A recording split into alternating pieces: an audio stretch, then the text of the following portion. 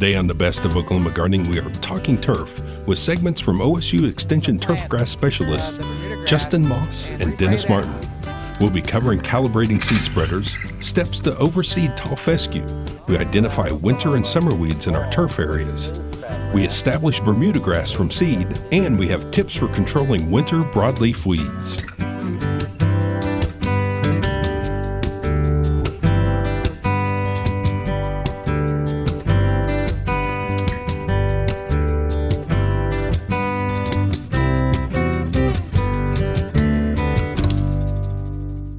Oklahoma Gardening is a production of the Oklahoma Cooperative Extension Service as part of the land grant mission of the Division of Agricultural Sciences and Natural Resources at Oklahoma State University, dedicated to improving the quality of life of the citizens of Oklahoma through research-based information. Underwriting assistance is provided by TLC, Oklahoma's leading garden center, Southwood Landscape and Nursery, Tulsa's source for great gardens, and the Oklahoma Department of Agriculture, Food, and Forestry, helping to keep Oklahoma green and growing.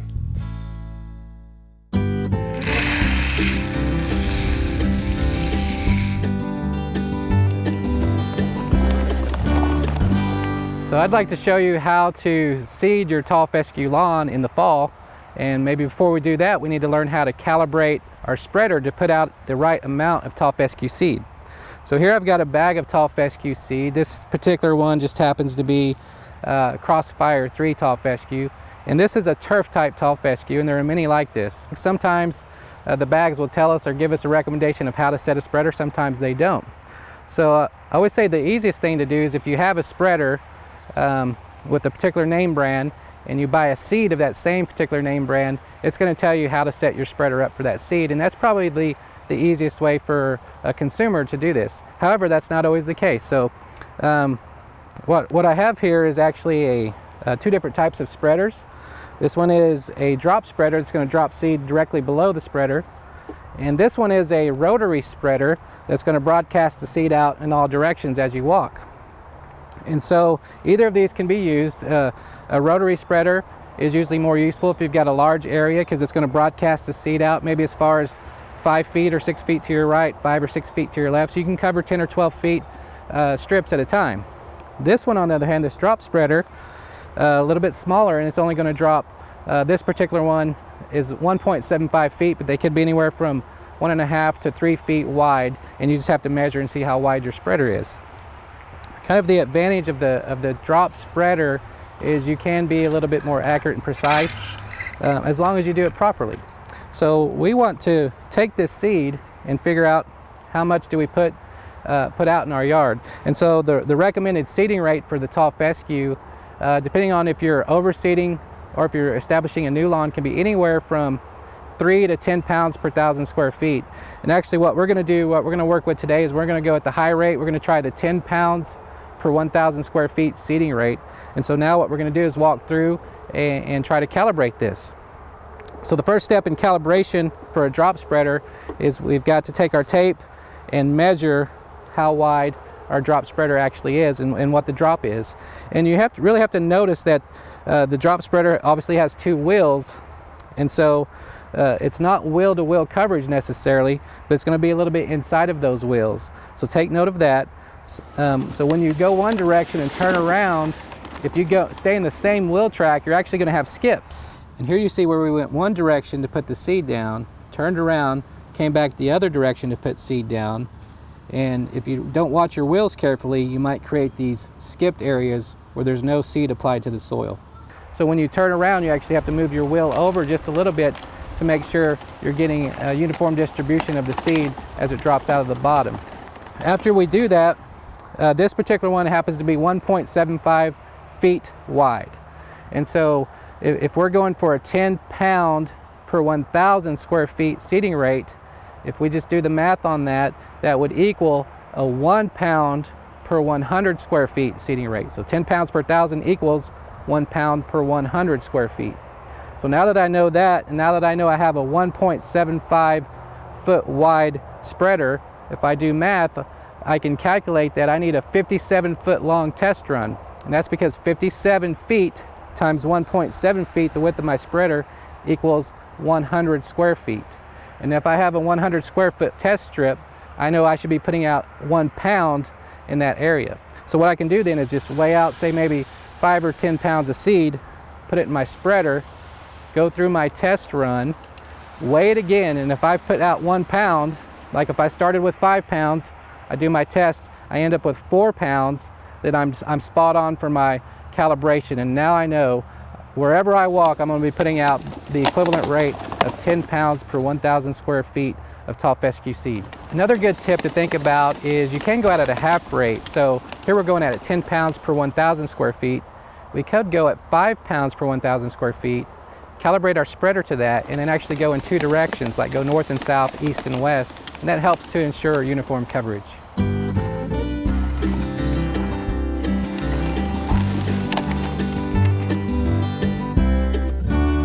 Now that we have calibrated a spreader, we'd like to go through the process of seeding tall fescue. In this case, we're going to overseed tall fescue in a shady area in Oklahoma.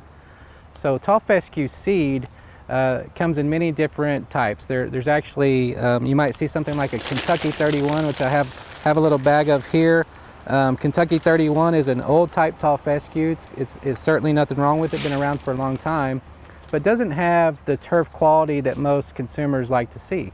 So the seed companies over the past several years have developed many cultivars of turf type tall fescue. So really for your home lawn, you want to seek out a turf type tall fescue. Well, what does that mean? With the Kentucky 31, it's going to be a little bit more light yellow green. It's going to have coarse leaf texture. What that means is it's going to have wider leaf blades. So a turf type tall fescue is going to have that more aesthetic appeal, darker green color, and plus when it grows it's going to have really less coarse leaf blades or skinnier leaf blades. Now, not skinny like another group of fescues, the fine fescues, but certainly more fine than a old Kentucky 31 type. And so fine fescue, since I mentioned that, are not well adapted to Oklahoma, and if we're going to use a fescue, we're going to go with a turf type tall fescue in the home yard. And so the first step that we have to do, I have to think about is just going out in the yard and collecting a soil sample. So here I have a soil core sampler, and then I have a soil sampling bag that can be sent to the Oklahoma State University soil testing lab here in Stillwater. And really what we want to look for is just, what are our nutrient needs? What's going on here with our soils? Do we need nitrogen, phosphorus, potassium, or what is the pH, and are there any issues with that? And if you just fill this out for a routine soil test, check the box, and then write down that this is for a tall fescue lawn, we'll send you recommendations on how to fertilize that area. Once we know that, we can proceed with preparing the area for seeding. And so we have here a really weak area that has just died out over time, and that is very common for us in Oklahoma. The cool season grasses like tall fescue do quite well in the fall and the spring in Oklahoma, but really do not tolerate our summers very well. So we actually don't recommend you use tall fescue in the full sun at all.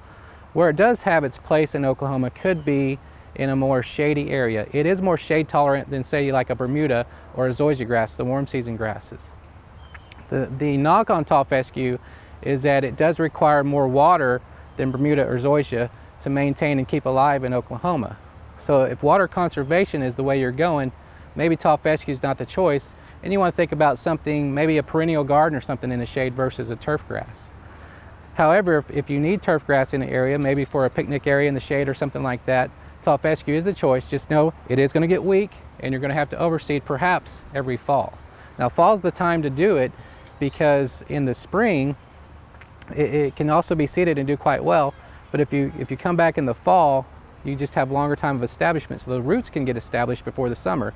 Whereas if you go in the spring, yeah, it's going to come up and look really nice for you, but the roots are going to be weak and really die out very quickly in the summer heat. So here we're getting the area prepared by just doing what's called power raking, or really just roughing up the area so that we're preparing the seed bed for the seeding. So if we don't do this, the seed will just sit right on top. Yeah, you can water it, but it may not get down into the soil, may not germinate. If we come through and power rake it first, we're kind of preparing that seed bed, opening the soil up a little bit, so when we put that seed down, we make sure we have good seed to soil contact. And tall fescue seed is, relatively speaking, is a little bit bigger seed. for other turf grasses. And so you can't really rough it up too much. Just go in there, get it nice and ready, put the seed down. If you have a tamp or something like that, after you seed it, you can come and actually pack that seed into the soil to make sure that you have that good firm seed to soil contact. After that, we can put down our fertilizer based on our soil test recommendations, water it in, and because it is a new seeding, we're probably going to have to water this on a daily basis for the first 5 to 7 days. Then we start cutting back on that, putting more time in between waterings as the grass starts to establish. So we looked at planting just straight species tall fescue today, but it's also acceptable to look for a mix, maybe 90% tall fescue with 10% Kentucky bluegrass, and you'll find these sold at seed stores across the state. Now, for more information on how to establish your lawn, maintain it, and to manage turf grass in the shade, see our fact sheets.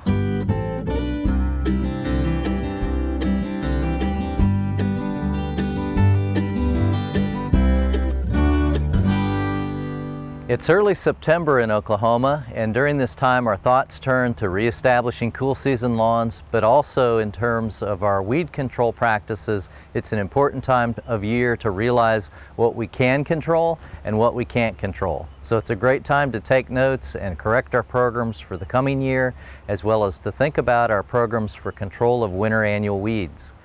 We've recently had some rains in late August and early September, and this has led to the germination of some of the winter annual or cool season weeds.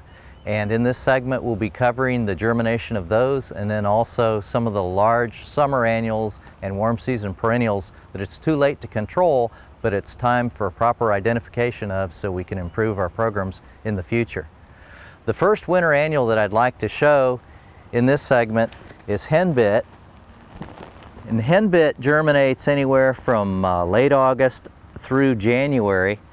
We first find it germinating in the cool, sheltered areas on the north sides of tree lines, and until it produces its first true leaves, it's difficult to see which winter annual it is. But you'll look for the crenate-shaped leaves of henbit. It will have square stems. It's a member of the mint family, but we won't be able to actually detect that the stems are square until 3 or 4 weeks after germination. But this is henbit. It's a very common winter annual broadleaf in Oklahoma, and in very late winter, early spring, it'll produce the very characteristic purple flowers. Common chickweed is a very widespread winter annual broadleaf plant in Oklahoma and throughout the U.S. And with our rains in late August, it also germinated, and here we see the first true leaves on common chickweed. Yellow foxtail is a summer annual warm season grass in Oklahoma, and in early September it's easy to see the seed head of it. It's a prolific producer of seed. This plant germinated in the March or April time frame, and then it'll be killed out by the first frosts in October or November. Prostrate spurge is a summer annual in Oklahoma. It's a member of the euphorbia family, and because of its heat and drought tolerance, we can oftentimes find it growing in the cracks in sidewalks or in gravel driveways, as well as the lawn. And many times during a drought, it'll be one of the few plants in the lawn that actually stays green during the drought when our turf grass has already turned tanned from drought stress. So this is prostrate spurge, a summer annual, and it germinated in the April-May time frame, and it will be killed out by the frosts in the fall. Another plant found in droughty soils or in the cracks of sidewalks is the porjo plant, which can be a summer annual to a short-lived perennial. It has a sister species, Virginia buttonweed, but porjo is much more drought tolerant, so we see it spread out more over the entire state rather than in the southeastern corner of the state. Now, porjo and Virginia buttonweed will have similarly shaped elongated leaves, and both will have white cross-shaped flower petals in the axils of the leaves, but the flowers of porjo are considerably smaller than those of Virginia buttonweed. Yellow wood sorrel is a summer annual in Oklahoma. Its scientific name is Oxalis stricta, and it's closely related to the ornamental oxalis plants that we might grow inside of our house or in our garden. Dallas grass is a warm season perennial clumping grass with very short rhizomes. It has very broad leaves and it's very difficult to control in our landscapes. It's a problem because not only texturally does it interfere with the visual quality of our lawn, but also it can throw up these enormous seed heads just the day after mowing, and it can look like it's been quite some time since we've mowed our lawn. Common throughout Oklahoma is small or smooth crabgrass, and it's Digitaria ischemum is the scientific name. And the Digitaria are called as such because the inflorescence or flower looks like the digits on a hand. Here you see the crabgrass seed head next to the seed head of Dallas grass. On the left of your screen is prostrate knotweed. On your right is prostrate spurge. People commonly confuse both of these prostrate plants. They're both heat and drought tolerant in Oklahoma and widely found throughout the state. One of the greatest identification features to separate the two was the milky white sap of the broken stem of the spurge. The prostrate knotweed has a clear sap. Also, the upper stems of the prostrate spurge will have either a pink or a red coloration, whereas prostrate knotweed will simply be green. While the late summer days of late August and early September are a great time to identify summer annuals and the warm season perennials, they're actually a poor time to control them. So think about the proper timing of pre-emergent herbicides that are done in late winter or early spring, usually a split application program. So the first application would be in the January to early February time frame, and the second application of the pre-emergent would be in 8 to 12 weeks later. You can catch the warm season annuals with an early post-emergent application of herbicide in May, but once we get into the hot days of summer or late summer and the plants are large and they're actually quite hardened, they're very difficult to control. So at this time of year, it's time to learn about the plants, be able to identify them, and think about next year's control programs for your warm season annual weeds.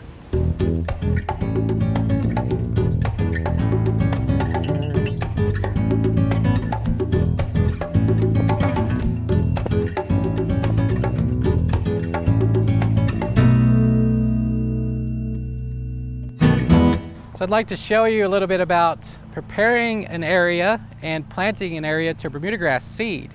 And so what we'll see here is one of the first things we look at is how do we prepare the soil, get it ready for our seed. You know, at first it may be an area where there's already grass growing. If that's the case, we're going to have to come in maybe the fall before you want to plant the Bermudagrass and spray that area out with a non-selective herbicide such as a glyphosate. And then the following spring, do it again, spray it out again, and to make sure there's no living material there. And then you want to get the soil ready, so you may have to come in and till the soil up. And you'll see that as you do that the first time, the soil is going to look a little bit rough and not quite ready for planting. And then as you continue on breaking up that soil, you can get a rake on it or something like that and start to smooth the area out. So here where I'm standing, you start to see where the area is getting closer to being prepared. But as I walk through this, you'll see some footprints here, and these footprints are still a little bit deep, and what we're trying to do is create really a firm and a clean and a smooth seed bed. So we're really clean here, and we're starting to get really smooth here, but we're not quite firm enough yet, and I can tell that just by looking at my footprints as I walk through here. So to firm it up a little bit, we may need something like a roller or a tamper and just try to firm this seed bed up a little bit more. And here as I walk through this area, you can see my footprints are no longer going deep into the soil, and this is pretty much getting ready now for our seeding. So the next step is what we'd have to do is take a soil test, and we want to test this soil to look at what are nutrient levels. And so we're really concerned about our nitrogen, phosphorus, and potassium. Those are the three main elements. But also, if you want to, you can pay a little extra on that soil test and look at your secondary nutrients or your micronutrients. If your phosphorus and or potassium is sufficient, then don't add any more to the soil. And when we're at this situation right here, we're really at our greatest threat for losing nutrients through runoff or leaching when there's no vegetation yet. So if you don't need it, don't add it. Now 9 times out of 10, you're going to be deficient in nitrogen, and you're going to have to add a little nitrogen to get this seed started. And if the soil test says you need phosphorus or potassium, add that as well at the recommended rates. So here we have a couple of different spreaders, and these can be used to put your fertilizer out once you do your soil test, but also can be used to spread your seed out. So Bermudagrass seed is actually quite small. And I just have a sample of seed here from one of our OSU developed grasses, Riviera Bermudagrass, very well adapted to Oklahoma. And you see that it's purple, so this is actually treated seed. If you see Bermudagrass seed that just looks brown, it's probably untreated seed. And so it's really good to go with maybe a product that you see has been treated to help with disease and other issues. You can plant untreated seed as well. But what you want to do is just plant this Bermudagrass, whether it's treated or not, at 1 to 2 pounds of pure live seed per 1,000 square feet. So since this is treated seed, there's actually some other material here sprayed onto the seed in addition. So actually with this, it adds about 50% to the weight. So if we're going to plant a 1 to 2 pound of pure live seed, when we have treated, we actually have to bump that up to about 2 to 3 pounds of treated seed per 1,000 square feet. And it actually says that right here on the label. Plant 2 to 3 pounds of this particular brand of seed. So once we do that, we can calibrate our spreader so it's putting out the right amount. And a lot of times what people will do is they'll say if they want to calibrate to 2 pounds for the area, they'll actually calibrate their spreader to do 1 pound of seed, and they'll go one direction with 1 pound and then go the other direction with another pound to ensure uniform coverage. And that's always a good thing to do. Today we're going to demonstrate actually with a drop spreader. And the difference between the rotary and the drop is the rotary spreads the seed out kind of all around you, and the drop spreader is just going to drop right down in between the wheels. And be sure to check out our fact sheets on how to establish your lawn and how to maintain after you plant.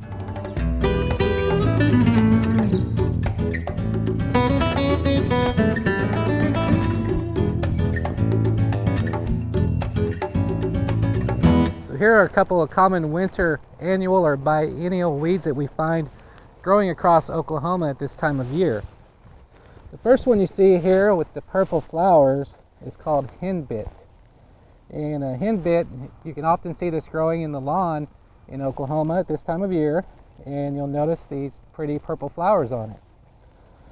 And henbit can often be confused with another winter annual weed, purple dead nettle, that also has the purple flowers. But they can be differentiated by their leaves. Another weed that's growing in here and often grows together with the henbit is the Carolina geranium. And the Carolina geranium is a little bit lower growing, does not have the purple flowers, and you see the leaves here usually are 5 to 7 with deep lobes in them. Now this weed can also be confused with common mallow, which has a very similar looking leaf but just does not have the lobes, but rather has a rounded toothed edge to it. And all of these weeds are sometimes confused with another one called ground ivy or creeping Charlie. And the biggest difference with the ground ivy is it's actually perennial, where these other weeds are winter annuals. Now, regardless of which weeds you have, you can control them with application of a 3-way type herbicide product. Now, these products can control broadleaf weeds, and they contain 2,4-D, dicamba, and mecoprop or MCPP. So a lot of times at this time of year, you'll see people's yards turn blue or green, and usually what's happening is a lawn service company or someone has went out and sprayed that yard, maybe with a pre-emergent herbicide, but probably also contains that 3-way type broadleaf killer, along with maybe glyphosate. Now with the glyphosate, that can only be applied to Bermudagrass lawns when the Bermudagrass is dormant, such as in January or February in Oklahoma, and should not be applied to tall fescue lawns. If you have a tall fescue lawn, only go with the 3-way product and don't apply the glyphosate. And as always, read the label and apply to label directions.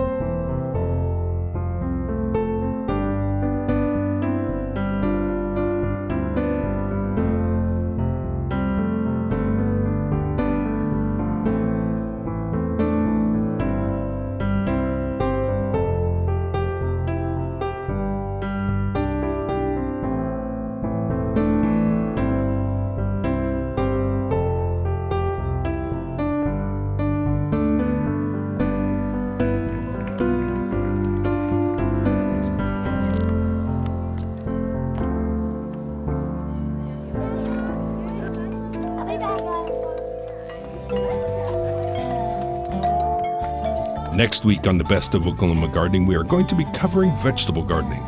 We have information on growing peanuts, columnar apple trees for small spaces, using cover crops for rebuilding soil, and we show how to plant a beautiful and productive vegetable and herb garden in a container. So join us then for more of the best TV you'll grow to love. To find out more information about show topics, as well as recipes, videos, articles, fact sheets, and other resources, including a directory of local extension offices, be sure and visit our website, oklahomagardening.okstate.edu. And we always have great information, answers to questions, photos, and gardening discussions on your favorite social media as well. Join in on Facebook, Twitter, and Instagram. You can find this entire show and other recent shows, as well as individual segments on our Oklahoma Gardening YouTube channel. And tune in to our OK Gardening Classics YouTube channel to watch segments from previous hosts. Oklahoma Gardening is produced by the Oklahoma Cooperative Extension Service as part of the Division of Agricultural Sciences and Natural Resources at Oklahoma State University. The Botanic Garden at OSU is home to our studio gardens, and we encourage you to come visit this beautiful Stillwater jewel. We wish to thank our generous underwriters, TLC Garden Centers, Southwood Landscape and Garden Center, and the Oklahoma Department of Agriculture, Food, and Forestry. Additional support is provided by Pond Pro Shops, Greenleaf Nursery and the Garden Debut Plants, and the Oklahoma Horticultural Society.